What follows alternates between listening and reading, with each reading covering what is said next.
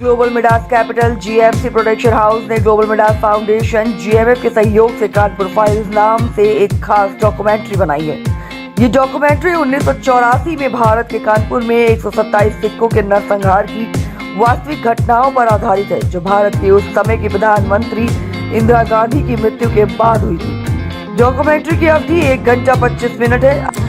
आज के समय पर हम कहाँ खड़े हैं कानूनी न्याय को लेकर, जो उस समय घटी हत्याएं, लूटपाट, मुआवजे, घरों को, व्यवसायों को और व्यक्तिगत संपत्ति और कारोबारों को नष्ट करने के बच्चों, महिलाओं और जवान लड़कियों के साथ शर्मनाक दरिंदगी वाली हरकतें, क्या मुसीबतों और कठिनाइयों का सामना 40 साल बाद भी सिखों को कानपुर यूपी के 1984 के नरसंहार में झेलने पड़े। ये डॉक्यूमेंट्री दिखाती है पहली बार पुख्ता सबूतों, कानूनी कार्रवाई, जांच में झील, गवाहों और अखिल भारतीय दंगा पीड़ित राहत समिति 1984 के अध्यक्ष सरदार कुलदीप सिंह भोगर और उनकी टीम को जिन कठिनाइयों का सामना करना पड़ा, उसका खुलासा इसमें किया गया है। ये डॉक्यूमेंट्री 26 नवंबर 2023 को सुबह 10 बजे IST ग्लोबल मिडास ग्रुप के GMF और साडा खिरदा पंजाब यूट्यूब चैनल पर जारी की गई। जसदीप कौर इस डॉक्यूमेंट्री की लेखिका और निर्देशक है।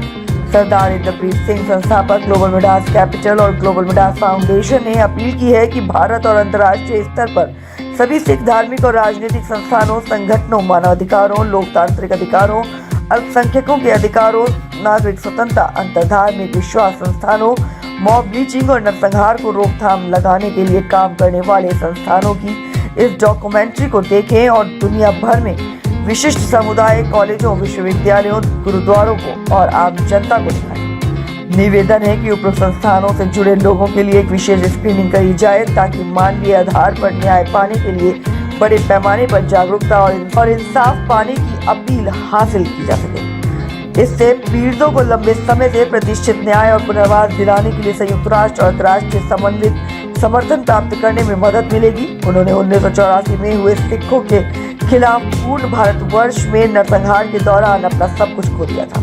ये घटना बेहद दुर्भाग्यपूर्ण थी, लेकिन अफसोस की बात यह है कि घटना के इतने साल बाद भी इस हत्याकांड के मुख्य दोषियों, प्रमुख आरोपियों और मास्टरमाइंड के खिलाफ कोई कड़ी ठोस कार्रवाई नहीं की गई, जो अभी भी फरार है और जिसकी प्रमुखता इस नरसंहार में पूरी तरह से साफ स्पष्ट है।